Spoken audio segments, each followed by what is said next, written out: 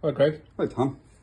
So today here we had a Honda HRX 537 in with very low compression. Okay, now there's a gcv190 Honda engine that's on these machines, and they have a very common problem which are camshaft. Okay, Right. so the compression release on your camshaft, right, is back here.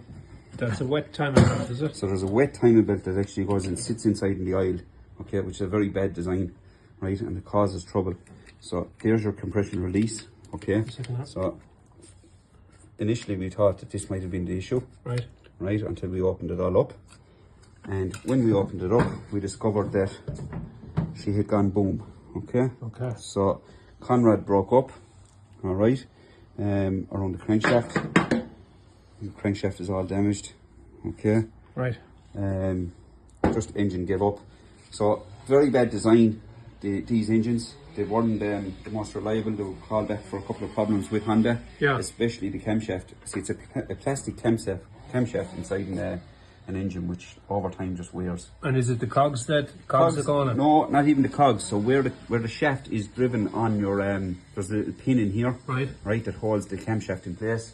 And what happens over time is the wear comes in that, and the camshaft starts moving. Okay. So when it starts moving, then it sets out your tappets wrong. Right. All right, and you get problems with your engine. But this one just went bang. All right, so engine is destroyed. Shows the bits that came out of it. So this is all your conrod. If you put them all back together like a big jigsaw. All right, so your piston itself is in good shape, and so is your cylinder. They're in actually okay shape. All right, it was just your your crankshaft around the bearing and your conrod that broke up.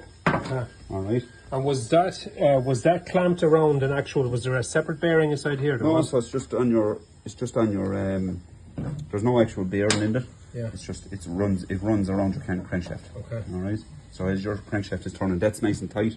As that's turning, it's bringing up and down your piston, and that's what it is. So and she wouldn't have been a cheap lawnmower either. No, they were. They're now retailing around €1,800. So they're plastic body HRX 537. Okay. They look lovely machine when they're working, but they were troublesome around that year.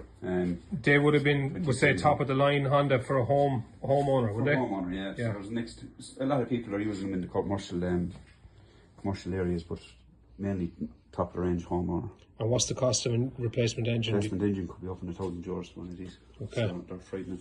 To rebuild the engine, you just have to, like to do a new crankshaft, new piston. Yeah. And what about is your liner okay? You probably get away with it, but the thing is, you're taking a chance. Yeah. On a lawnmower that's worth €1,000, or the engine is worth €1,000. A rebuild could cost you 700 or 800. So you'd be nearly better off buying a new engine, would you? Better off, yeah. You're taking a chance. Right. Okay. All right. Very good.